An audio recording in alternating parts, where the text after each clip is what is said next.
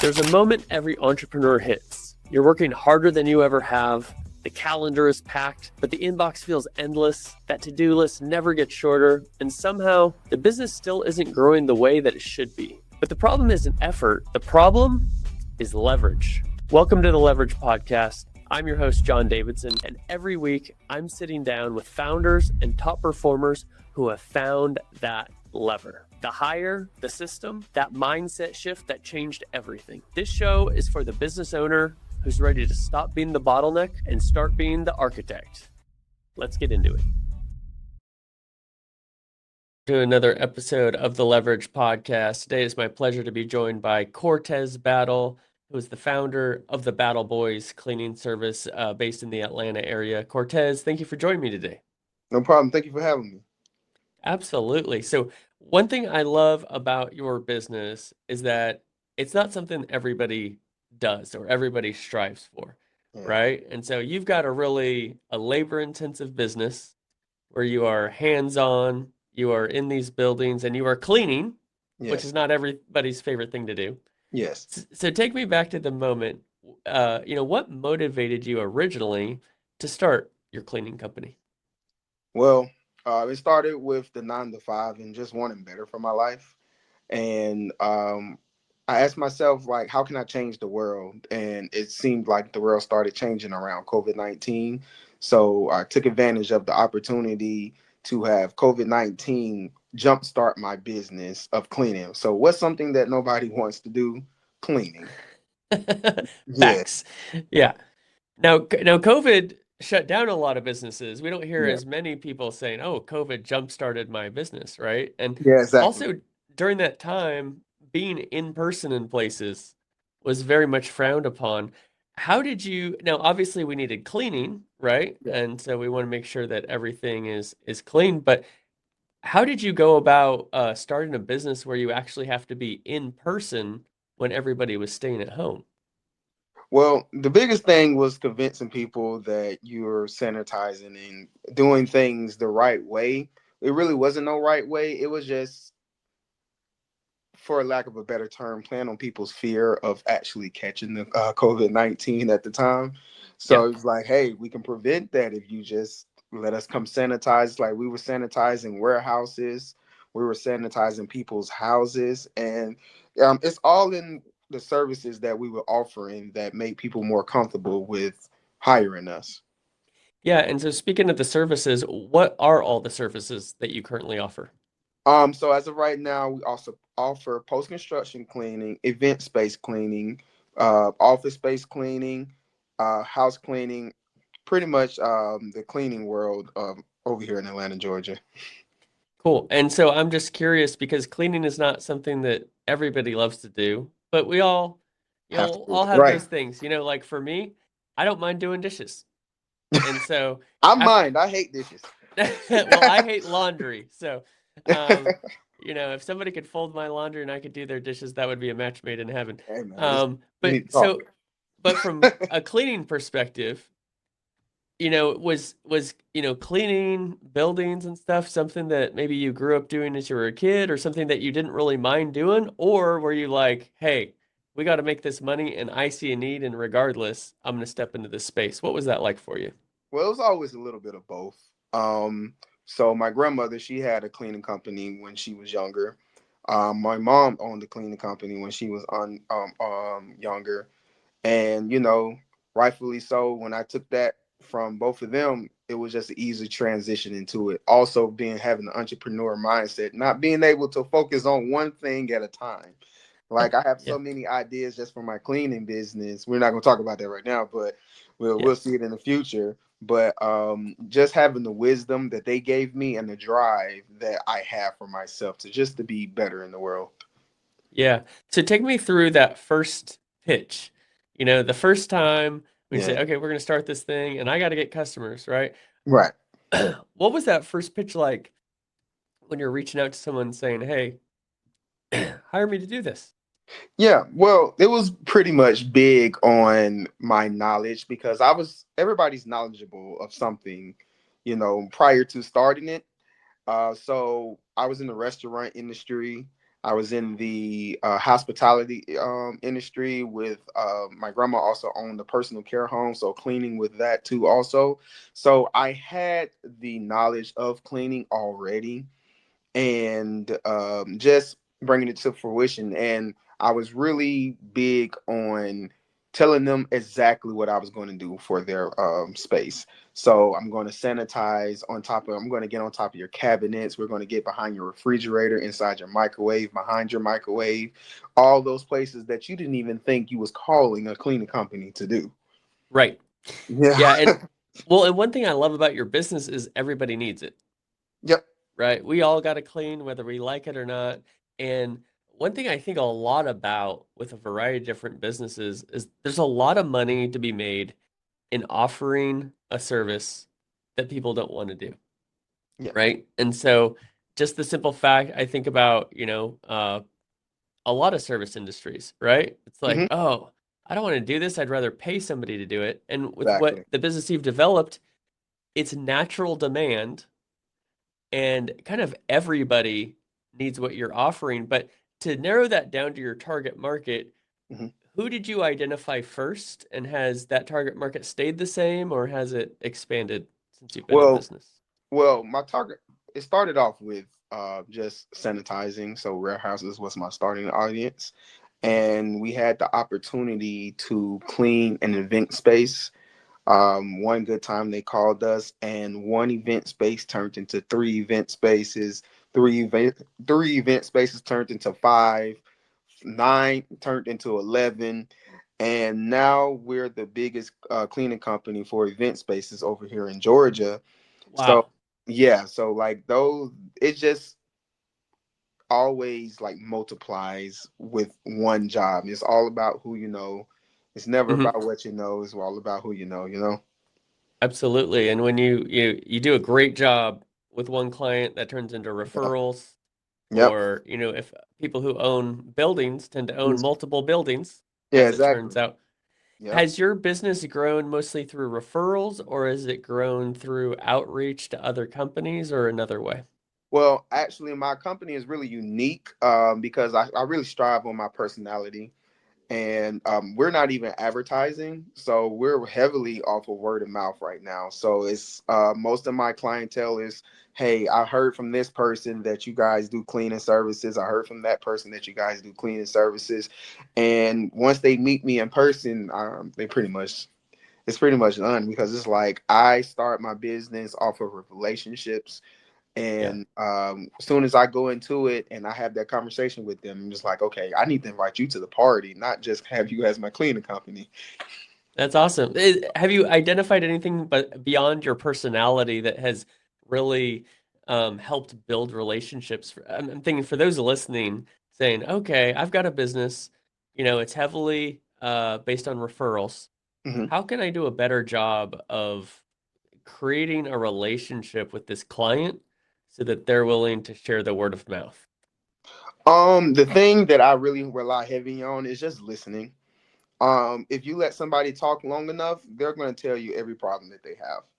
And and I'm really big on that. And like, it's not to say I play on that. I really care, and Yeah, I really care about your cleaning, not just your cleaning services, but your family time. And I want you to enjoy your time in your space, and I want to be a part of that, having your enjoyment. absolutely. Yeah, that's great insight. Now, when you started your company, what was the head count for your company when you first started compared to where you are now with over 100 clients? Yeah, so when we first started, it was just maybe three people that we would send, and it was really heavy on doing one cleaning per per client. It was one cleaner. I misspoke. Right. It was one cleaner per client, so it was taking longer. The job was getting done, but it was taking longer to do. Mm-hmm. So we had to kind of bring more people onto the team, and now we're up to 13, 14 employees working all over Georgia. That's incredible. Now, I know you care a lot about your clients.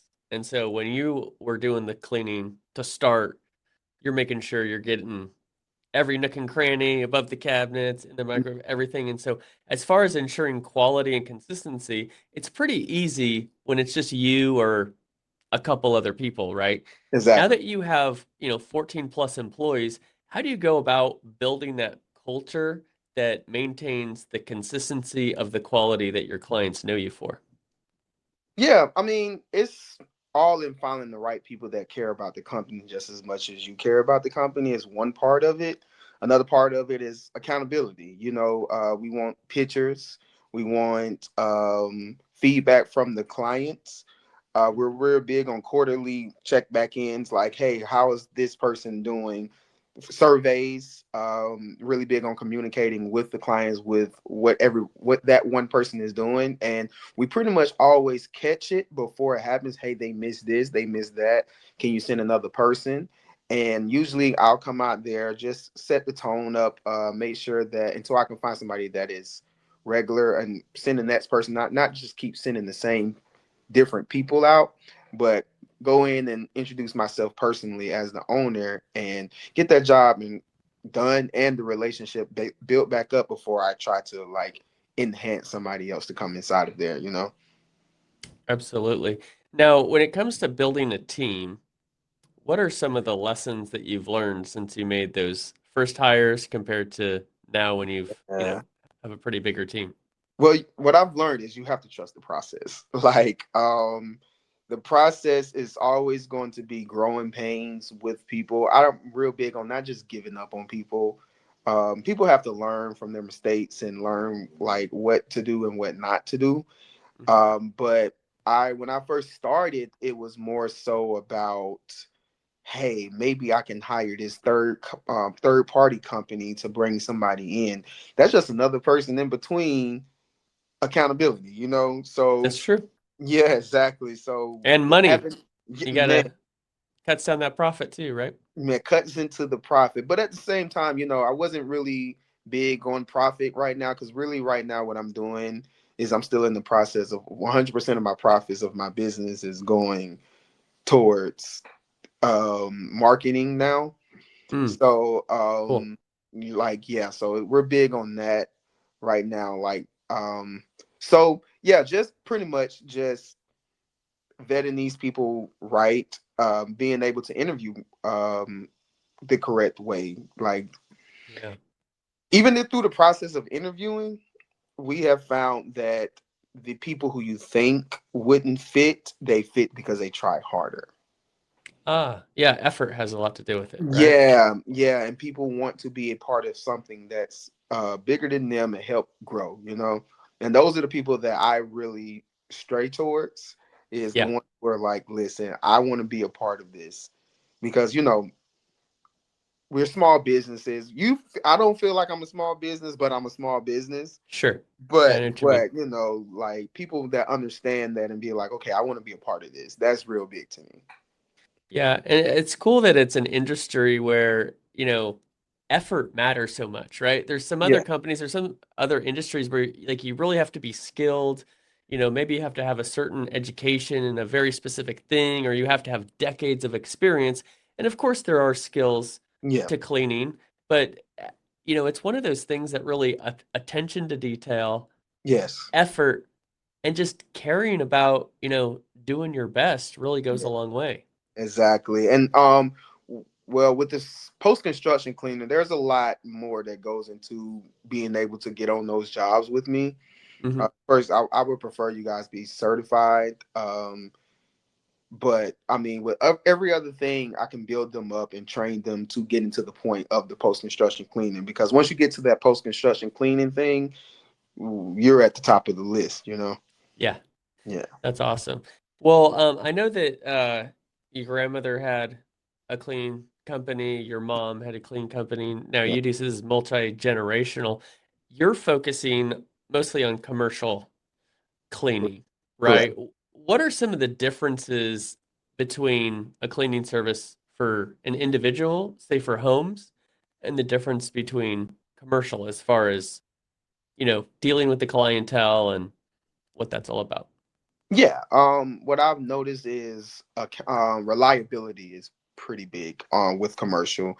With commercial cleaning, they need these things done on a timely matter. On a timely matter, we need it done at this time.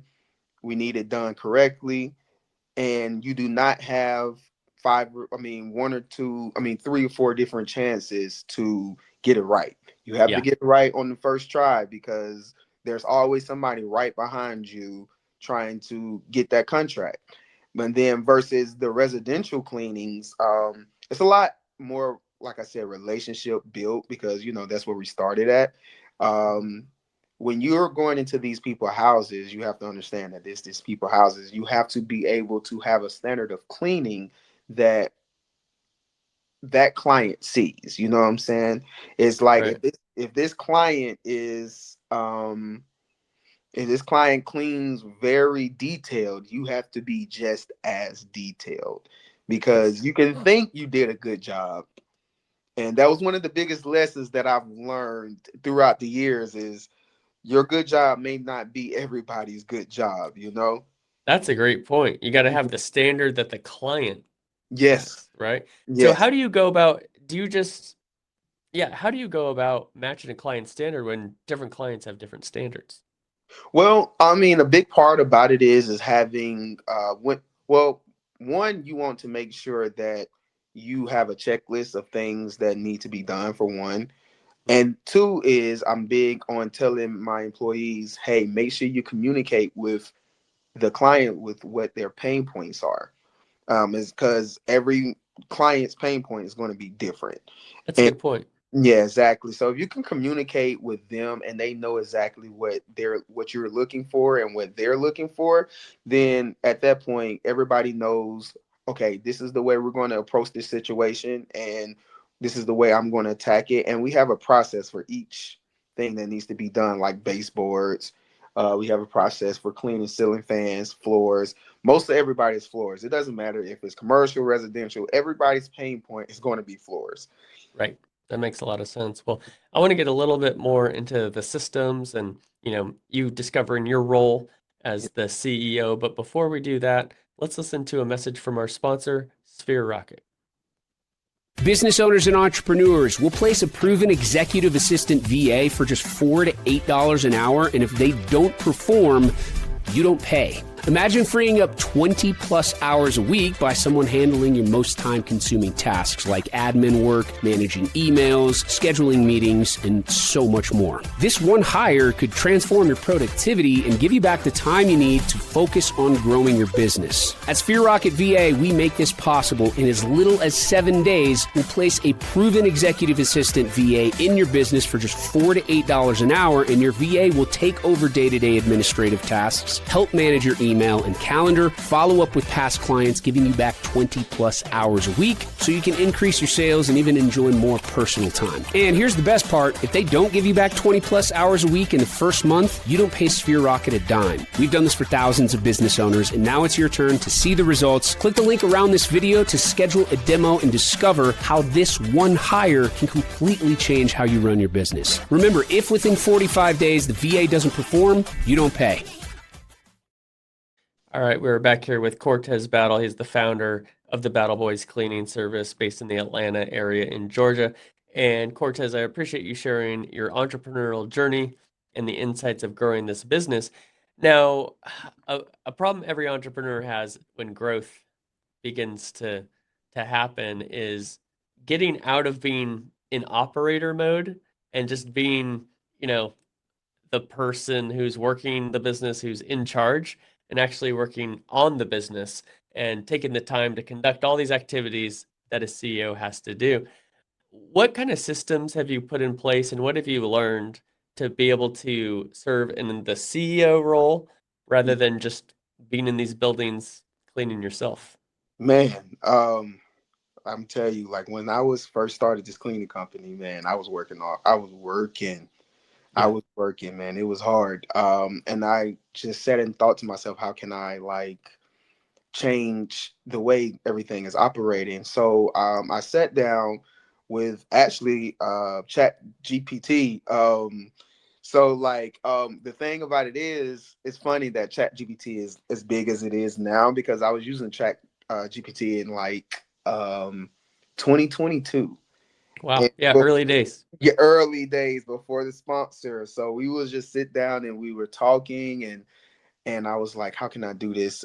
First, we had to make sure we were securing the clients. That's the easiest way to do it, is turn your one-time clients into recurring clients. Yeah. So that was the way I was aiming for. The end. Then we got into the commercial side, and I was like, how can I monetize these one-off cleanings and one-off things for events? Because these events was the things that was really paying the bills. So what I started to do was count it. I told my clients, hey, count all of your events for the month. And what I want you to do is we're going to start paying these. We started doing breakdown and setup for them, and we're going to give you that breakdown and setup for free. But I want you to go ahead and pay all of the money up front. So we was like, Hmm. we're going to have them pay the monthly bill for all of their events for the month. So once we started doing that, and we saw that, okay, we can get this lump sum of money every month for each venue, and it just Yeah. multiplying from there. And that was the case of me starting to hire more people, because I don't have just one-off jobs now. Now I have, hey, I have this. So just really had to kind of come up with a technique to making sure that there's a lump sum of money to be able to pay more people to do my work for me instead Yeah. of trying to do the work myself. Well, and when you get that money up front, a couple of things happen. Number one, you have the capital to use, right? Yep. And so you're not having to borrow against what you hope is coming in or what you Yeah, plan exactly. to coming in, because you have the actual cash in hand. The other thing is you're avoiding having to chase people down Yep. for the work Exactly. you already did, right? Yep.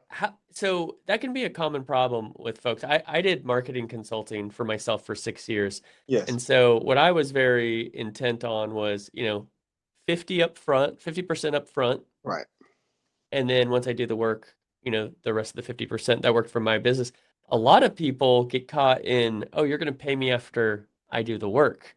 Yeah. And that can be a tough spot. How do you have the conversations with your clients to negotiate and make sure that they are paying you up front so that you do have the benefit of having that cash in hand? Just to match, like sometimes it's different techniques of doing it. One would be, hey, I can do a trial cleaning for you.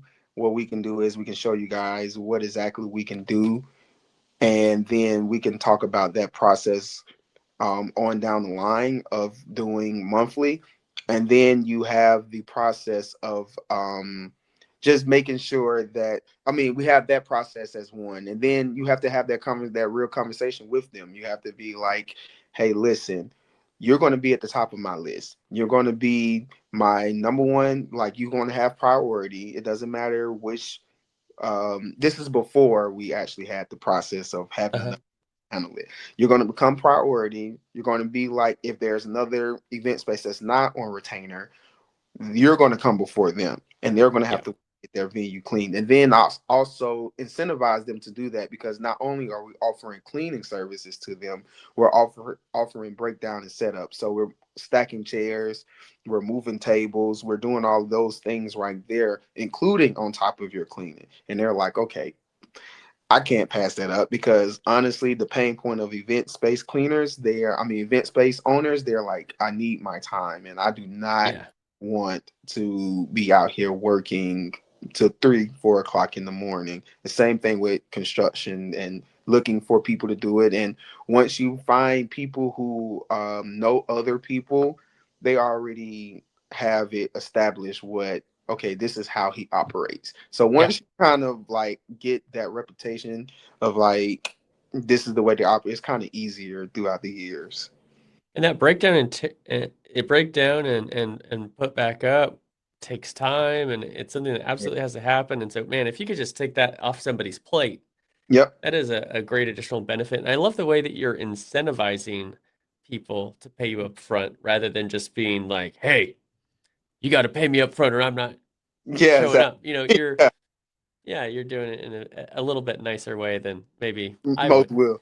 Uh, That's the that's what we're going back to the relationship thing, because I want to help. I'm here to help, And That's right. once you're here to help, you know, I can kind of go this way or go that way Uh-huh. with things to whatever your pain points is. I can kind of give you some type of leeway with it. Yeah, there's some sort of saying, I'm probably going to butcher it, something like you catch more flies with honey than vinegar, you Hey, know? come on now. Come on And now. That's something grandma used to say to me. 100%. Well, next question for you. I just have a couple more here for you, Cortez. I appreciate everything you're sharing with us today. I love looking back on a business and seeing everything that the founder has learned since day one. Yeah. And so I know in my business previously, I thought knew what I was doing at first. A couple of years later, I thought I really knew what I was doing. A couple of years later, I couldn't believe how little I knew You're right, when I was exactly. starting out, right? So my question for you is, if you were to go back to day one of starting your business and you were to talk to your former self, what advice would you give? CRMs, man. Um I It's was a big out here one. trying to I was out here trying to you know, like when you were in school, you're making PowerPoints and all this stuff like that. And I'm Yeah. out here pulling up Microsoft Word, trying to make invoices and using Square and like just shopping around with all types of different ones. I ended up, we work really closely with Jobber.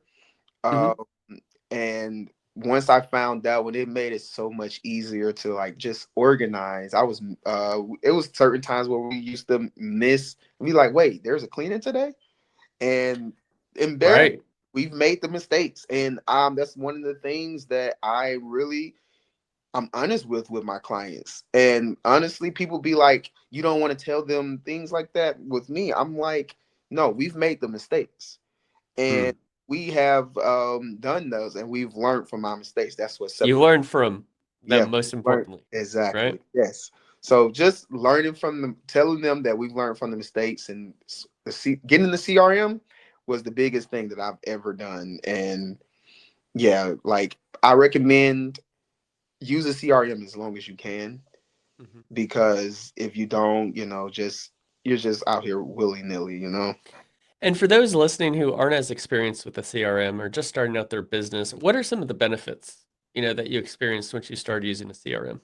Yeah. So basically it helps with a lot of things. Scheduling, keeping up with where your employees are at. I have all my employees have an account, and it tells me when they start a job, when they finish a job. It tells me when they clock into a job. It tells me how long it takes, what's the normal and prices, and everything is there. You can Mhm. separate what the client sees from what the employee sees from what I see.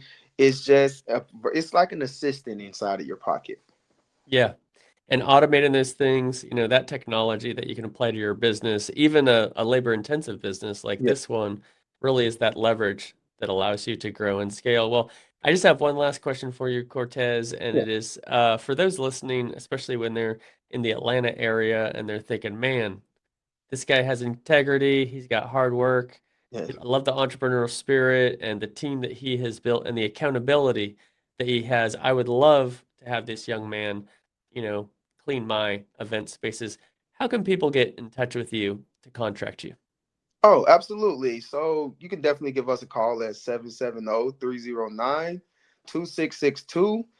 That's the business line, or you can email us at info@thebattleboyscleaning.com.